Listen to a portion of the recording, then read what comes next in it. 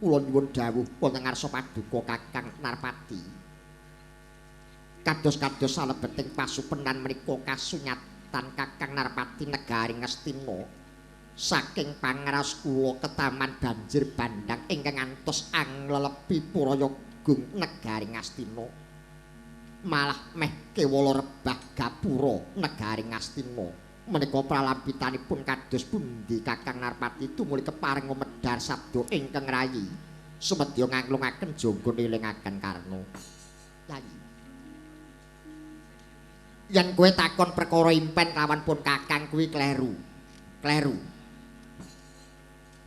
Yo sebab saka apa? Aku ki sajeke urip ora tau ngimpi. Pun Kakang ki ora tau ngimpi sebab saka apa, Yayi? Wong sing iso ngimpi ki mesti weruh sadurunge. Wis to, titenana. Wong ngimpi ki mesti weruh sadurunge nganti kegawa jroning pangimpen. Mongko wiwit lair pun Kakang ki ora tau roh apa-apa. Aku ki melek karo turu ki ya ora ning wong weruh. Wong aku ki isine wis mung kaya ngene iki. Ning ngene.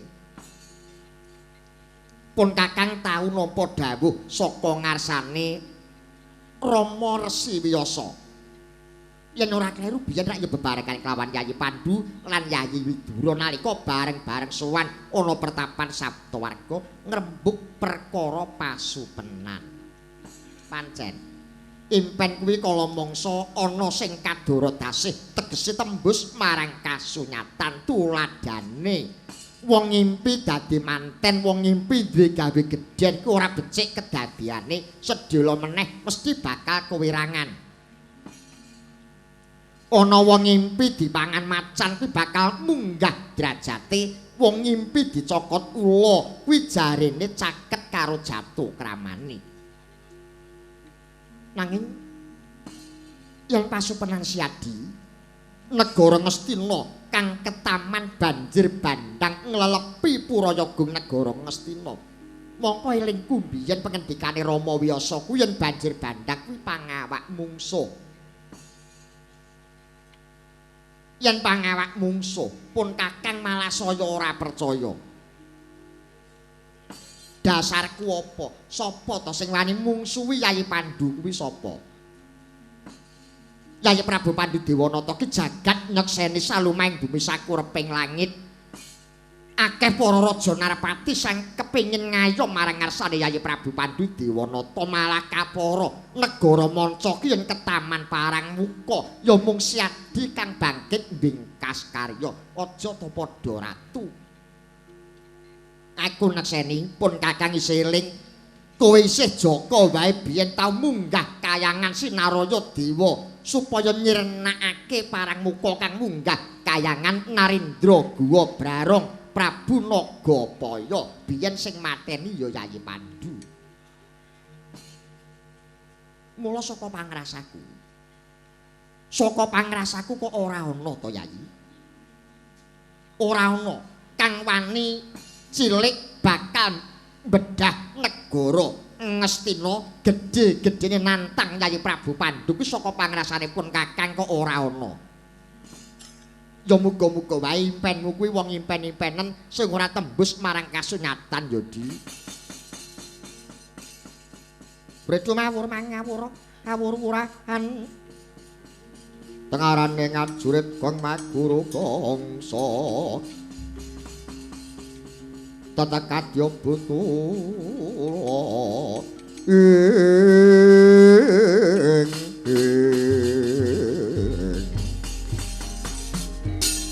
por panjriting turanggeski prakata ingkang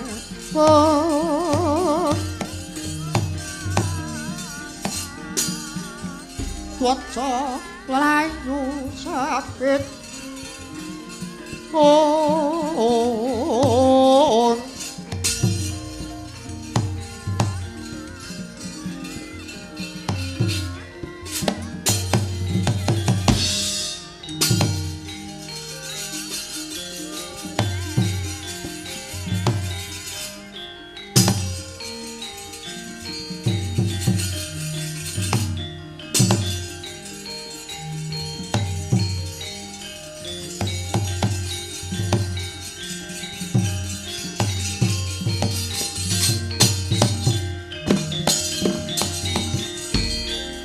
Tremboko sing tumaka melun ingkang tiasa ngabake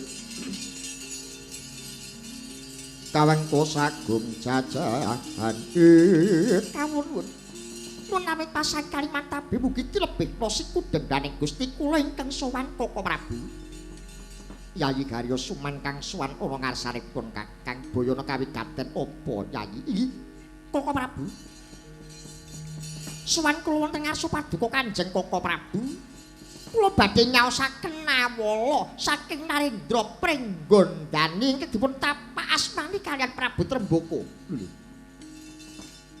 anak Prabu Tremboko caos nawala kunjuk ana ngarsanipun Kakang kawula nuwun inggih menika kala wau Raden Harimba ingkang sampun pacak baris wonten tepis wiringing negari Ngastina nawala dipun titipaken dhumateng kula mungguh apa surasaning tulis Yayi muringga matur ana ngarsanipun Kakang duh Koko Prabu sewu lepati agung pangaksama babar pisan kula mboten mangertos menapa surasipun nawala ingkang badhe katur wonten ngarsa paduka Kanjeng Koko Prabu yen to pancen kaya mangkono kene-kene Yayi kaya ngapa nawala saka anak Prabu Tremboko kang kunjuk ana ngarsanipun Kakang Yayi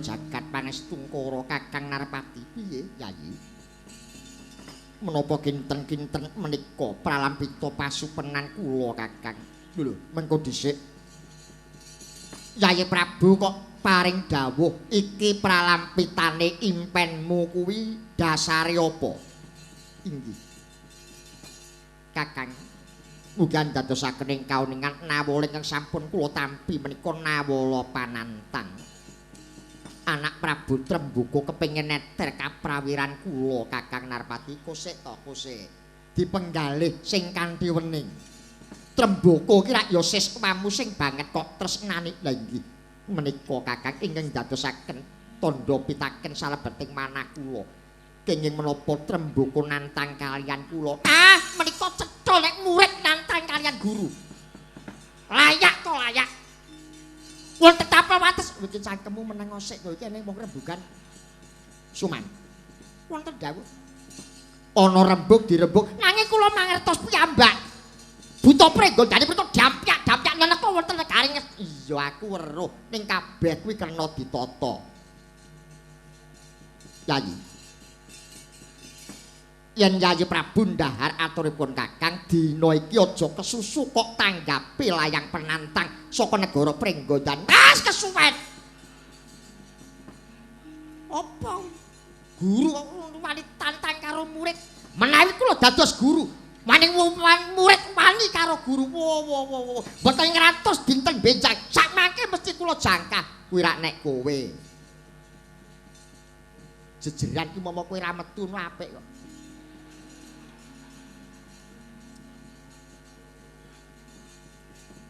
kono ngalih rono. Ngopi-ngopi ning jaba kono apa piye rasa melu rene. Yayi Prabu, inggih kados pundi Kakang Narpati dina iki becike utusan salah sawijine kulawarga sing kena kok percaya supaya tekan Pringgondani nanjehake perkara layang iki lho. Mboten sadi genahne layang niku rak sampun genah to. Menika sampun wengko sesuk tak gecek raimu lho. Kowe iki menengo dhisik ditanjake luwih dhisik Yayi. Yayi Gandamana iki wonten pangandika ngadhawuh Kanjeng Sinuwun maju sawetara suwanmu Yayi.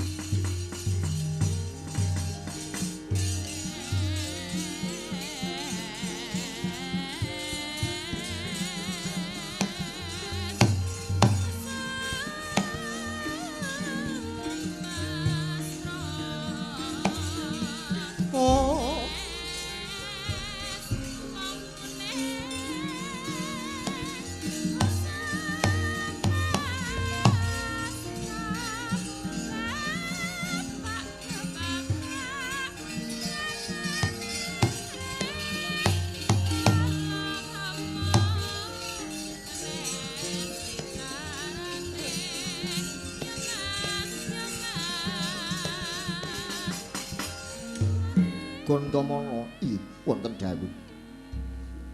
Saka pamawasipun Kakang ora ana kang bangkit pun Kakang Pitaya supaya tedhak menyang Pringgondani mung kejaba Yayi Patih Gandamana. Dina iki Yayi lumawat menyang negara Pringgondani. Kowe matura ana ngarsane anakku Prabu Tremboko apa kaparanyata yen to Tremboko ngaturake layang penantang marang pun Kakang. Mekaten Koko Prabu lajeng kula kedah tumindak kados pundi nganti kawicaksanan Gandamana yen to pancen Tremboko nantang lawan Prabu Pandhu kowe matura yen Prabu Pandhu ora wani wis kowe matura ngono wae. Yen pancen Tremboko nantang karo aku trima ngalah, aku ora wani. Aku ngakoni kasektene Prabu Tremboko, Prabu Pandhu trima ngalah lawan Prabu Tremboko. Suwen aku ngono iki kesuwen ngono iki.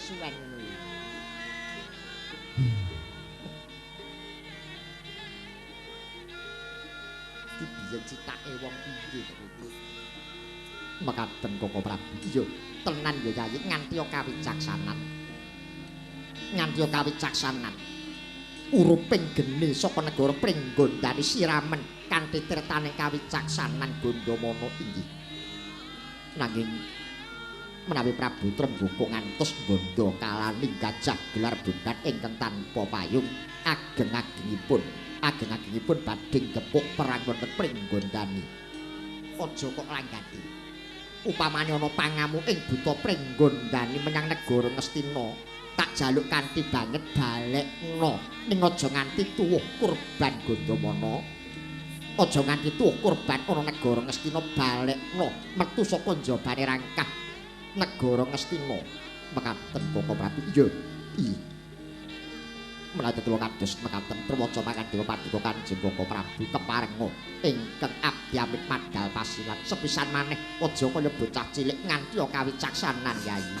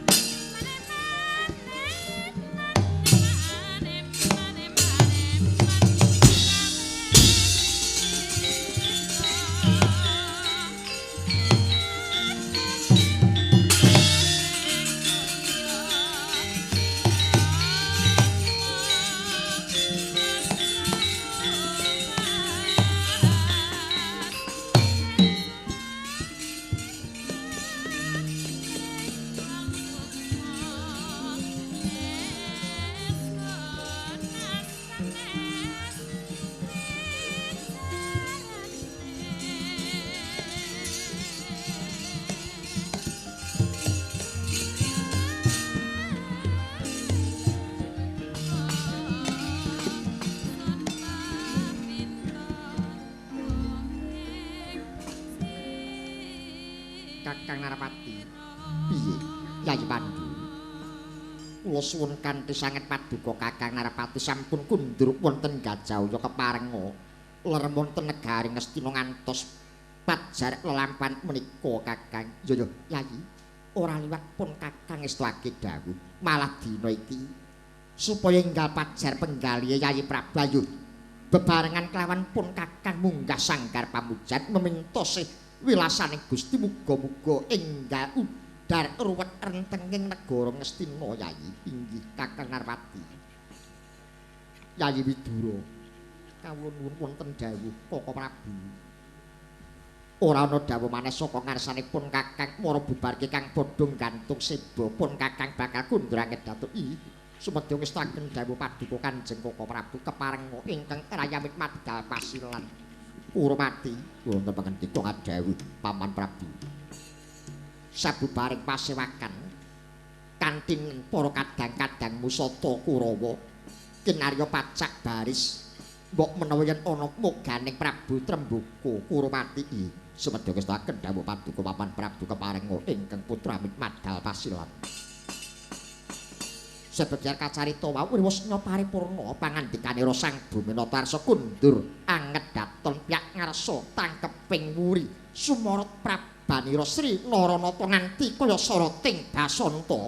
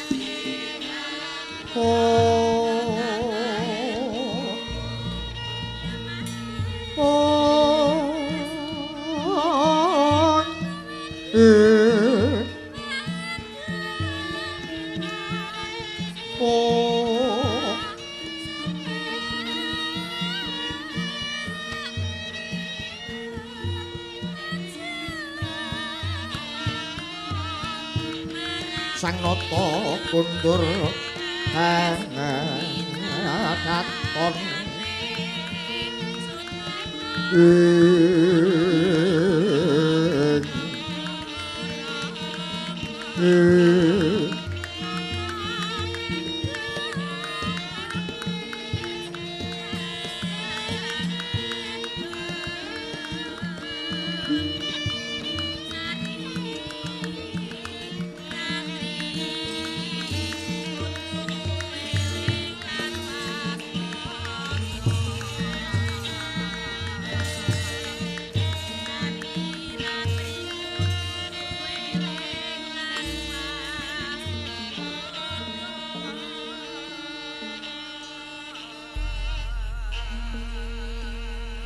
gegarane wong urip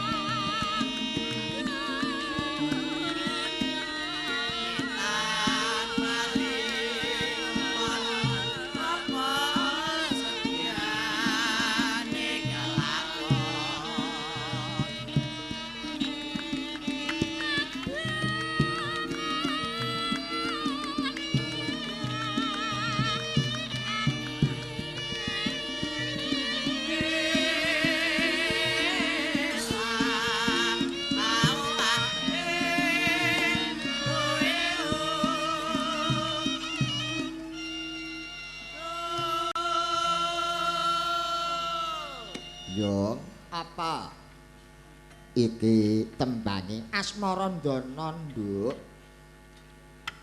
Asmarandana Asmara kuwi tegese gandrung dana kuwi weweh mula wong urip kuwi seneng weweh seneng dana driyah dana rasa sak piturute cakepane iki karyane guruku ya kuwi Pakde Karangpandan nduk gegarane wong urip nek padatan kae rak gegarane wong akrami iya nek gegarane wong akrami kuwi paugerane wong omah-omah ning yen iki gegarane wong urip ana ngalam donya agama lan budayane mula nduk agama karo budaya iki kudu iso mlaku bebarengan ning ya kuwi aja nganti disrempetke ditabrake engko ndak marai ora rukun ngono mak ya sebab saka apa kuwi wis duwe wilayah dhewe-dhewe kapan to aku nindakake agama kapan aku nindakake nggon budaya ngono mergo yen agama kuwi adek-adeke ngati kanggo manembah Gusti sing gawe urip manut lan kapercayan agama kang rinasuk ewadene budaya kuwi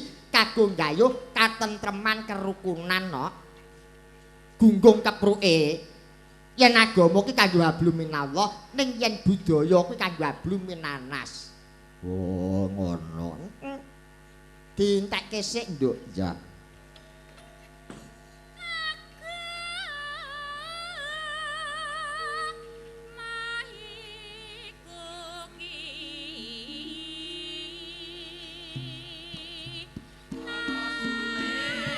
Mik jen gerong mang bantreke Mas.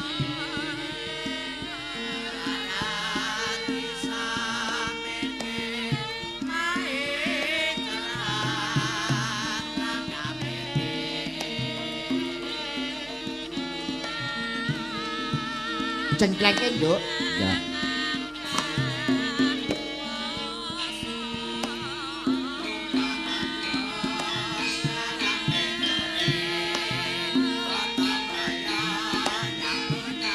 Ya.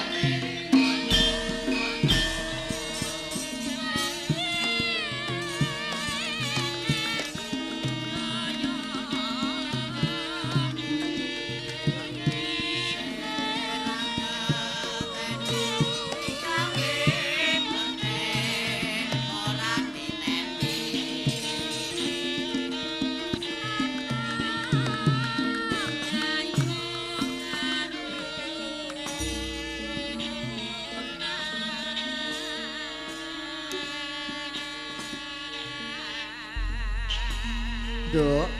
Apa? Yo nadyan akeh basa ning nggo ukara kang pinatut. Iya. Ning kabeh ora ana ya Nduk sing bangkit nyundul endah ngucap syukur. Syukur kunjuk ana ngarsa dalem Allah Subhanahu wa taala dene Gusti wis megarake song-song ing karagayon jembarake tebane kawilujengan Nduk. Temah bengi iki awake dhewe karo kabeh kanca-kanca iso sowan meneh ana ya kuwi wis pabrik semen kene Nduk. Oh ngono.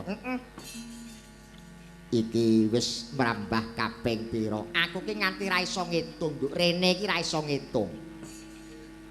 Ya sabab saka apa? Ya wis bola-bali, Nduk, awake dhewe iki ditimbali sowan ya kuwi ana PT Semen Indonesia sing bengi iki ambawarsa sing kaping 57 taun.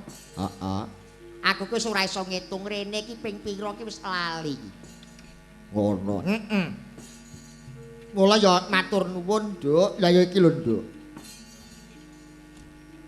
Gunging panuwun kunjuk ana warga ageng ya kuwi PT Semen Indonesia sing wis kepareng ngurip-ngurip marang luhuring budaya mligine wayang kulit. Nguri-nguri. Ora trima nguri-nguri, Nduk. Nek semen iki pancen ya ngurip-ngurip tenan. Nek nguri-nguri iki mung seneng. Nek ngurip-ngurip ya seneng ya nanggap. Iya. Mula Nduk, mula iki sing patut ditiru. Tegese. Lho, ra akeh to, Nduk. Akeh to nek pidato iki do berkowar-kowar. Mari kita pertahankan budaya kita yang adiluhung wayang kulit. Ning ora tau nanggap. Wis nek omong nu pinter-pinteran. Nanggap ora tau nek kon padu pinter. Beda Nduk karo PT ya kuwi Semen Indonesia sing bengi ambawarsa sing kaping 57. Iki ora kakean rembug, ora kakean pidato ning ruruh wayangan ngene iki Nduk sing diarep-arep. Ngono, Mak. Heeh. Bose. Mongko PT Semen Indonesia ki marambah makaping nggone gelar kelir lan budaya liya-liyane. Heeh. Apa ora ngekek-ngekeki anggaran yo. Nduk, ora eneng critane. Wong wayangan kok marai bangkrut ki ora eneng critane. Wis, saiki penak-penakan. Wong wayangan ki barokahe gedhe. Ketoke Nduk, ketoke iki rak mung menehi rejeki karo dalange, ya to? Iya. Ning luwih saka dening kuwi, Nduk. Dalang ki ora iso mlaku ijen. Yo, saiki gagasen. Kanca penabuh ki cacahe wis pira? Waranggana ki pira?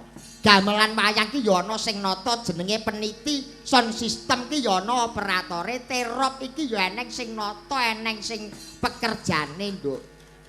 Wis. Ki urung bakul-bakul sing ning jaba kae ora ketok sak propirane. Kuwi ya entuk bathi, ya to? Heeh. Perputaran uang bengi iki hitungan to ning jaba wis pirang miliar wae. Ngono. Heeh. Dadi wong wayangan ki mesti entuk dongane wong akeh. Nek perlu ki diarep-arep kapan ya tindang wayangan mesti ngono. Iya. Mula kok ning rapat, dalah sekarang enggak usah wayangan aja nanti memperbanyak anggaran. Widosane ra lumrah sing duwe penemu ngono kuwi. Kok ngono. Lah saiki iki nyegati rezekine wong pira ta wis hitungen kuwi. Ngono. Heeh. Mula ya alhamdulillah, Nduk. Aku ki rene sepisanan mlebu Gresik ki elingku biyen ki taun 92 elingku biyen. Nganti sak yahene. Heeh, Nduk. Iki wis ya wis kaya-kaya neng omahe dhewe, Nduk. Iya. Tur ya alhamdulillah. Acungan jempol, Nduk, kanggo warga masyarakat Gresik. Tegese iki lho. Penikmat wayang ki ning kene iki, Nduk. Dadi nonton wayang dinikmati tenan ki ya piyayi Gresik kene iki. Kabeh do lenggah ya to sing kepareng rawuh akeh nggatekke dalang le crita iki nduk hebate ning kene iki. Dadi sing ditonton ku ora mung le grudak-gruduk tok iki tenan, Nduk. Ngono, heeh. Mula ya ora jeneng mokal anggere semune semen iki wayangan ngono sing kepareng rawuh bludak iki wis ora nggumunke meneh. Mula kok sok sura iki ora wayangan rugi, Nduk. Ngono, heeh, rugi. Sing rugi aku ngono lho dadi. Malah awake dhewe iya. Ki loro-loro gawe nduk kejaba. Ya kuwi Ambal Warsa. PT Semen Indonesia Persero. Sing kaping 57 bengi iki uga mengeti dina kamardikane bangsa sing kaping 29 taun. Wah, Ambal Warsa dina kamardikane bangsa ya yo. Ya ora enek barang telat iki ora eneng lho. Sing baku awake dhewe tetep eling karo jasane para pahlawan sing wis gugur mbela kamardikan. Ngono, Pahlawan biyen kuwi nduk, pahlawan biyen kuwi berjuange ya kuwi ngrebut kamardikan piye Indonesia iki ben merdika. Lah sakwise merdika saiki aku karo kowe iki arep ngopo? Ayo. Nek wis merdika ngene iki kowe aku karo kowe arep ngopo? Lah kudune nek wis merdika ayo padha mersudi. Mersudi piye? Mersudi anut karo kodrate dhewe-dhewe. Ibarate wayang balik nyang pakeme. Pakeme dalang ki kepiye? Pakeme pedagang ki piye? Pakeme pejabat ki kepiye? Ngono, pakeme buruh ki kepiye? Pakeme petani ki kepiye? Ku anggere wis nganut karo pakeme dhewe-dhewe, engko ora akeh tentreme, Nduk. Ngono Nduk. Mula awake dhewe iki wajib nduk hukume, Nduk. Saiki rak cetha to Nduk nek 17 Agustus ki dina kamardikane bangsa. Iya. Lah awake dhewe iki rak mung kari nemu ora melu berjuang. Wis gagasan iki nek ning desa-desa nggonku kono sik akeh, Nduk. Upamane saperangan ki ana tarian kanggo memperingati hari kemerdekaan do ngresula ngono kuwi akeh. Mongko awake dhewe iki rak mung kari nemu ora melu berjuang. Mulane kuwi wis ngerek gendera kuwi lho ora diperintahi karo aparat iki do ora ngerek. Terus enek meneh nduk sing nglarake ning ati iki eneng. Wis, nek jenenge merah putih ki rak bendera pusaka, genderane wong sak Indonesia. Iya. Ning gene yo nduk aku ki sih bola-bali mrangguli anggere gendera merah putih iki sik akeh lho cagak iki pring gek cilik ngono kuwi eneng. Lho tak gumune iki lek genderane partai. Alah, nek perlu pasang ning tower lho. Pasang ning tower tur geden-gedenan. Lah karepku nduk monggo silakan. Kibarkan biru, kibarkan merah, kibarkan kuning, putih sak piturute. Ning tetep merah putih itu di atas segala-galanya. Ngono iya no. Ora kok merah putih cagake pring kek mentelung pecah sisan. Wis. Iya. Kuwalik. Nah aku kuwalik, Nduk. Wis to saiki bayangke to, apa kowe iso dadi limbuk? Oh sing pedagang apa iso bakulan? Sing pejabat apa iso njabat nek negarane dhewe iki sing dijajah karo penjajah ngono apa iso? Wis. Pikiran to. Jajal kowe iki dadi limbuk kondang kowe jajal nglimbuka ning jabane negara sing dina iki lagi geger. Kowe lagi surep data pitana ora nek bom ceblok ning ndasmu. Mulane kuwi awake dhewe wajib bersyukur, Nduk. Bangsa yang besar adalah bangsa yang ingat selalu jasa-jasa para pahlawan. Iya. Nduk, apa? Sadurunge awake dhewe ngaturke lelagon sing dikersake, ya. Ya ora liwat dedonga, Nduk.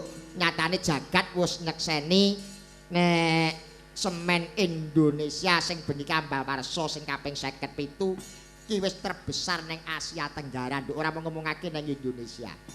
Ngono Mula awake dhewe bangga, Nduk. Dadi wong Indonesia iki wajib bangga. Iya. Wingi aku nampa dawuh nampa seratan saka kene supaya didadekke lelagon sing judule Semen Indonesia.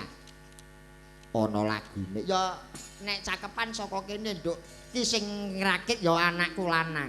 Ngono. Lagi dek bengi awan mau ge latihan muga-muga engko ya ndonga, Nduk, muga-muga kisruh.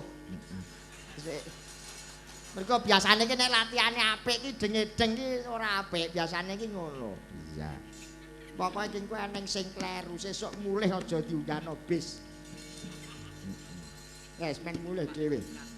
lagu Semen Indonesia kita aturake marang panjenengane para-para sing kepareng lenggah Nduk. Ya coba diaturke kaya ngapa. Bukane saking kethuk Mas, kethuk belok. Ya.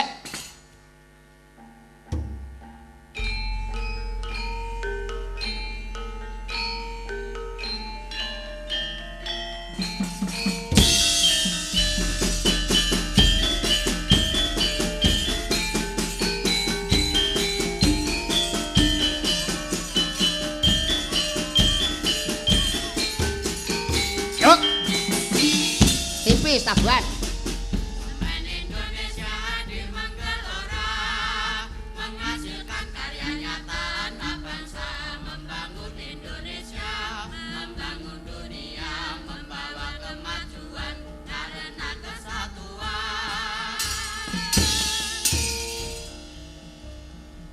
Bersinergi memperkokoh pembangunan dengan produknya yang menjadi andalan. Semen Indonesia memberi kebanggaan. Satu cita yang membahana untuk berjaya menuju dunia, melangkah pasti dan bersama Semen Indonesia. Putri Lydia. Satu cita yang membahana untuk berjaya menuju dunia, melangkah pasti dan bersama Semen Indonesia.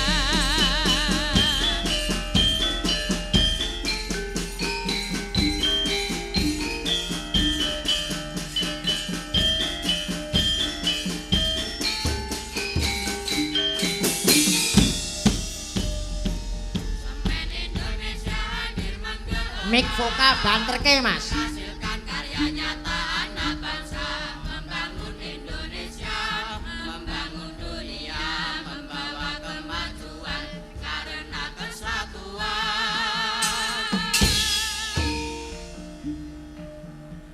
Bersinergi memperkokoh pembangunan dengan produknya yang menjadi andalan. Semen Indonesia memberi kebanggaan. Satu cinta yang membahana untuk berjaya menuju dunia,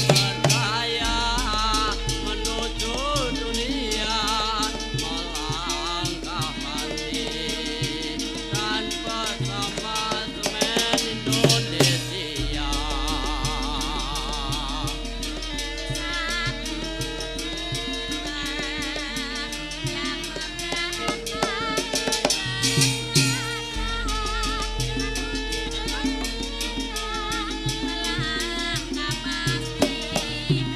Pisan kas Mas, ping 3.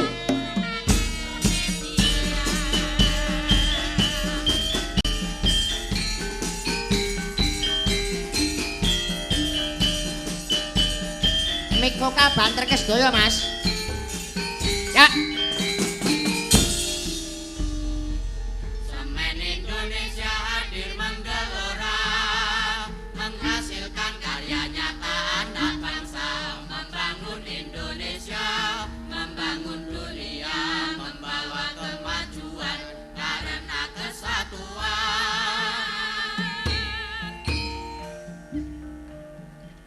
Bersinergi memperkokoh pembangunan dengan produknya yang menjadi andalan.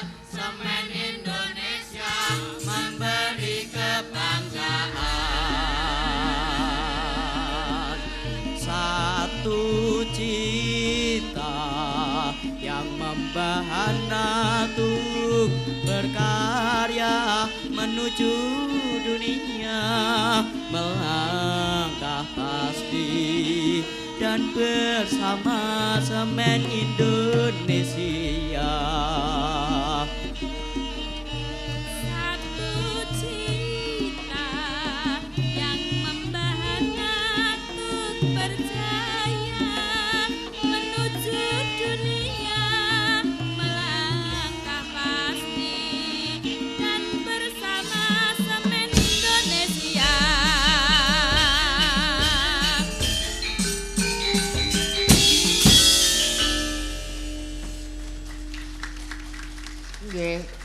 saged. Syukur menawi karenan penggalipun Pak Marwanto menika garapan saking kanca-kanca Padepokan Dalang Saptawarga Karangjati Ngawi. Ewadene mboten karenan mengke saged damel melih.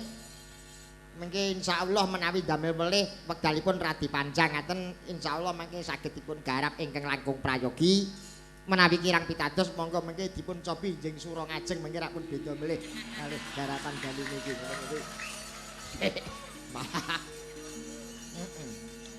Turun tenan kok Nduk, aku ki tak eling-eling. Nyangik nang kene iki ora tau, lakon kok enteng ki ora tau. Angger tenggo raku ki lakone mesti sing abot-abot wis pikiran to. Elingku sak elingku ya iki sak elingku tok ki Rama Tambak bar kuwi Kresna gugah. Lah sing kepungkur ke nek ora kleru Kresna Duta nganti Bisma gugur. Wis. Terus bengi iki ya iki lakon iki Nduk iku malah eneng sing dawuh kon nekakno matine Suman kon nekakno matine Sengkuni ngono kuwi eneng. Ngono heeh. Iso wae Dik. Piye to? Mongko mung sewengi. Alah wis to Nduk. Aku ki ora kok jeneng umuk nek perkara ngringkes kelakon Nduk ki wis gawean. Ayo. Tahu Nduk dalang ki telu ditimbali neng Jakarta. Sing nimbali DPR RI kuwi tahu biyen mangkat rono ki dalange telu, siji saka Malang, sijine saka Solo, sijine aku. Ngono Mongko diwenehi batasan waktu maksimal 15 menit kudu rampung kuwi tahu. Sing saka Malang nek ora kleru kae 23 menit. Terus saka Solo nek ora kleru hitung aku kae 28 menit kunjul pirang detik ngono. Lah tenggor aku ki keri dhewe. Bocange nanti mohon dipersingkat lagi ya. Yo nggih aku ngono. Biyong aku 8 menit kunjul 2 detik bar. Sak lakon gak lakonku Sri Boyong kuwi tenan lho. Weh, 8 menit punjul 2 detik rampung sak lakon. Ngono Biyong kok entuk ngelmu. Ya kok guruku no. Pak Mantep kuwi mayang 3 menit punjul 2 detik tahu. Pak Mantep ki setengah menit iso kok Nduk. Lakone. Ya kae kos kadon oye ki ora setengah menit. Ngaku iso ya gumun karo pakku siji kae. Gumone piye? Lho lah iya kok ya wani-wanine tawa wis kadon ngono lho. Kok lah iya wis kadon ki kejaba lara sirah rak kanggo lara untu. Heeh. Lah pake apa tau lara untu rek? Iya. Lah iya kaya meng lara gusi. Heeh. Nduk, apa? Ya ki ana nawala sing timbang pangkon ning ya nyuwun pangapura ya Nduk, nyuwun pangapunten. Saderengipun menika mangke winatesing wekdal krana lakone balah lah ki jan lakon meresutek tenan Nduk. Ngono Pak Marwanto ki urung ngendika ki lele ngendika pisanan nalika ngebel aku. Heeh. Ki malah nyuwun dawuh ngene iki. Tokoh Gandamana niku pripun to? Lho, Gandamana niku wong kenceng nek iya nek ora. Lah lakon Gandamana niku sing sae Gandamana napa? Aku ya terus mikir, wayangan iki aku ya ngono lho. Aku ya sing sae lakon niki Pak Gandamana luweng niku kantun mengke sing ditonjolke sing pundi? Sumane napa Gandamanane? Nek sing ditonjolke sumane utawa Sengkunine niku ya kudu wit sore suman kudu wis ketok. Ngono Lah dilala bengi iki sing ditonjolke sumane Nduk. Mula Sengkune iki ya jan gemecek tenan. Ngono ya yo. Mula titenono aku nyawang suman kuwi lho. Luwang sak panggres melilik mripate merem sisih. Neng TV ke sawange dilengken kok ora Sengkune kok mripate merem sisih. Aku ki ngajar gawe wayang Sengkuni mata loro kok Nduk. Sing sitok tak gawe merem. Ngono Ya, iki ana nawala Nduk. Menika saking ingkang winanting Pak Kurmatan inggih menika Mbah Silan sesepuh wis manggresik. Oh nggih.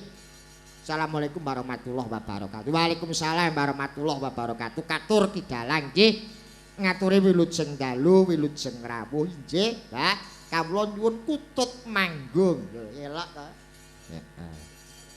Menika kawula kintunaken dumateng Lovina Group semanten matur nuwun saking kawula Mbah Silan sesepuh wis manggresik kutut manggung. Heeh.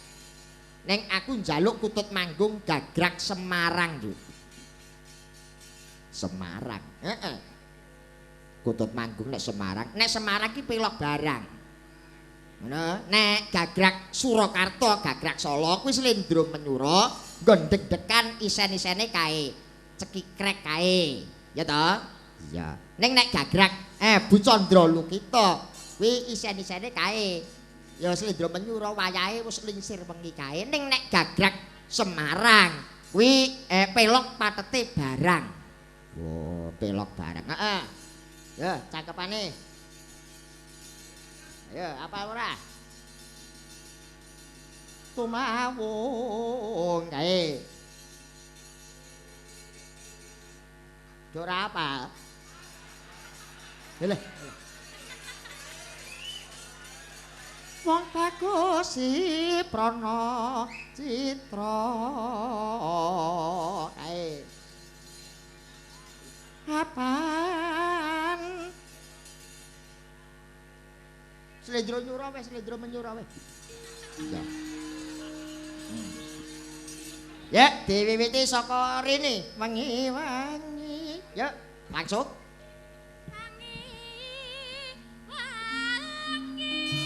oh lalu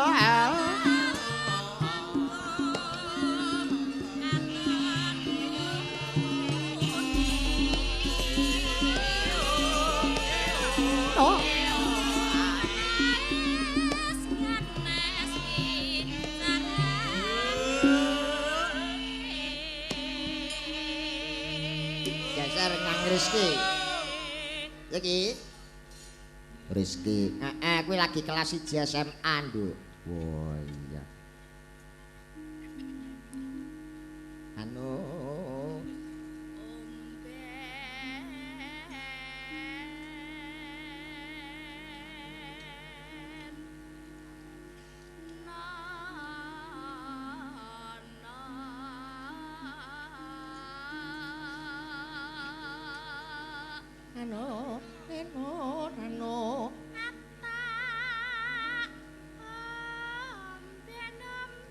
ya, ngono ya kena.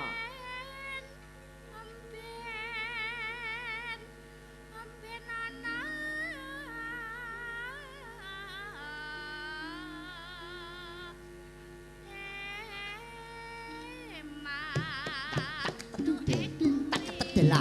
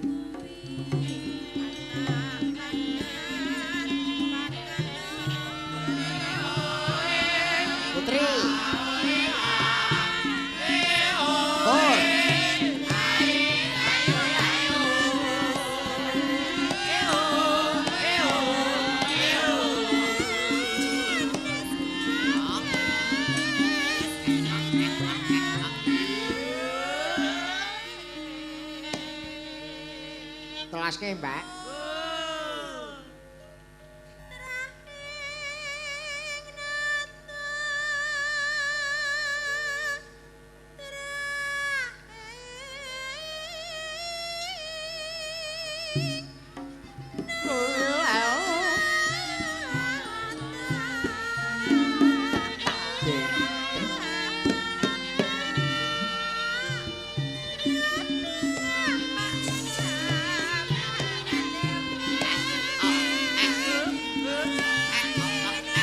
Jengkleke, Mas.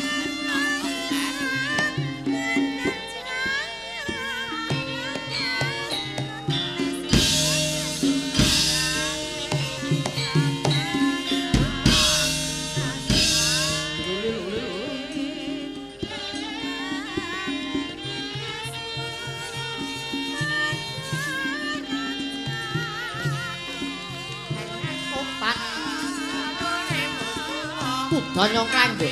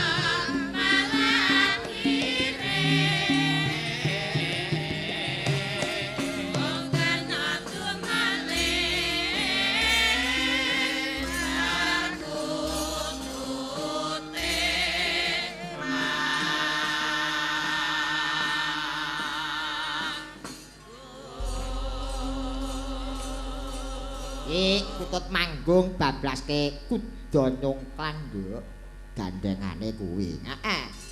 Iki ana tamu meneh nulunjeng dalu Pak Dalang kuwi nggih. Kula Pak Poniran saking paguyuban warga Magetan ingkang wonten Gresik. Oh nggih.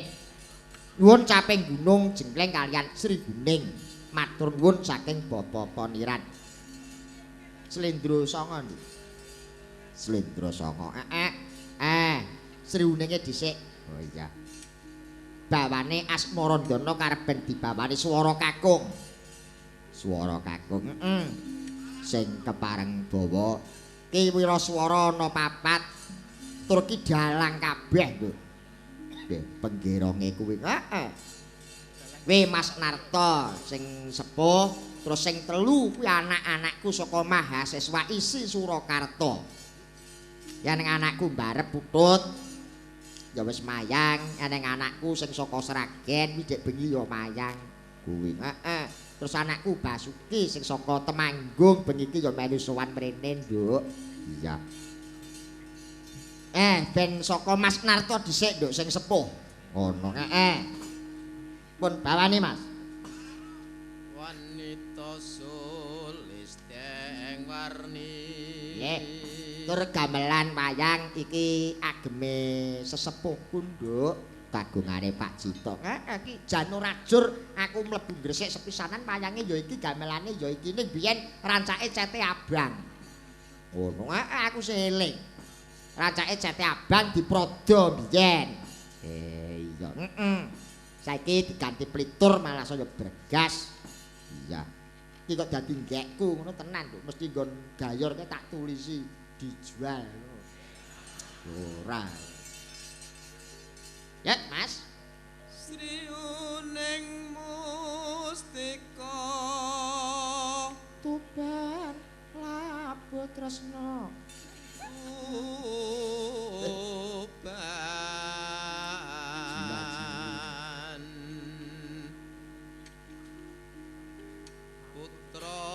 Kanjeng sira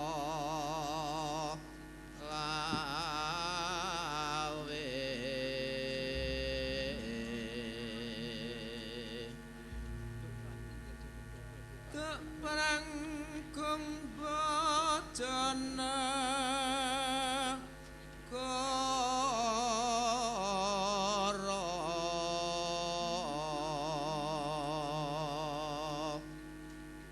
bebila wirat moyo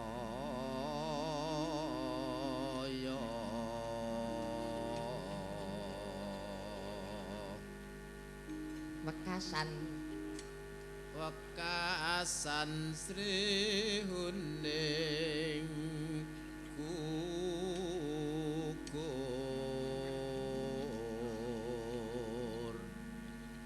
dadi kusumaning Tuban.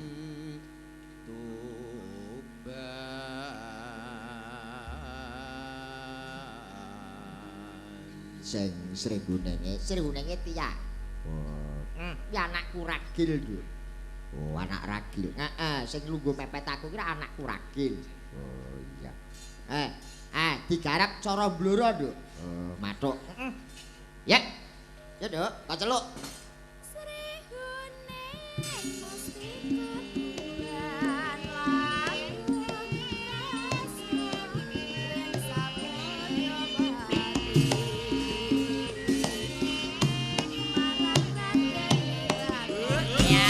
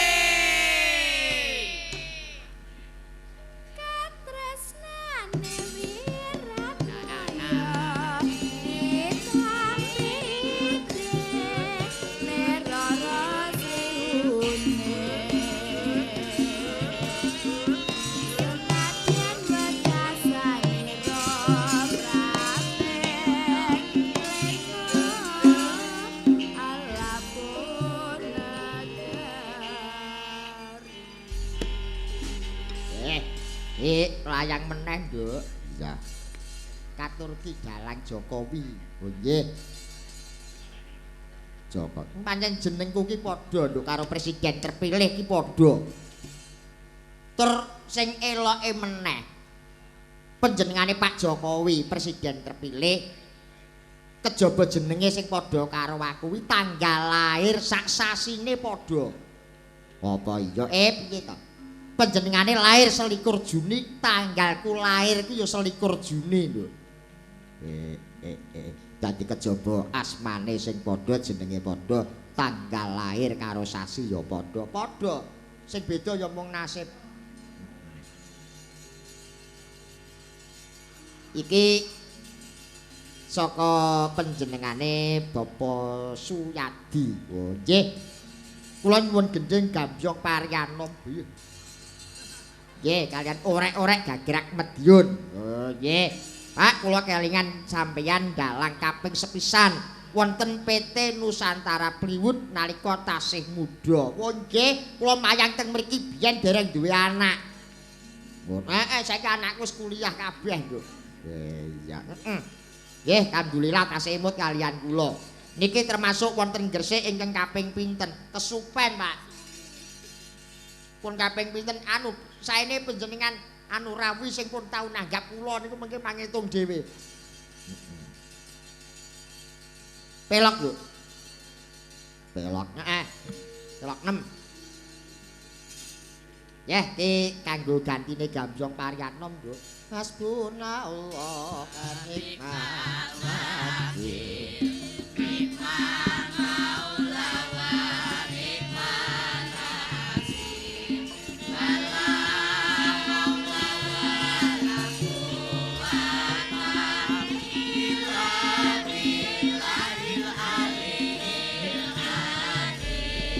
Gusti Allah Marang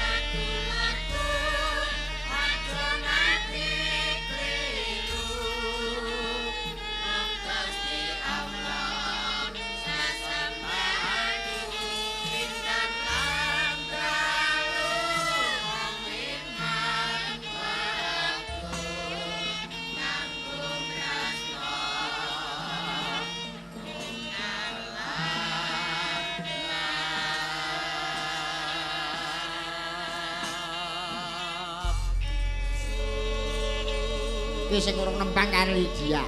Oh, ngono. Nek Lydia ki apike slendro, Nduk. Genduk Lydia.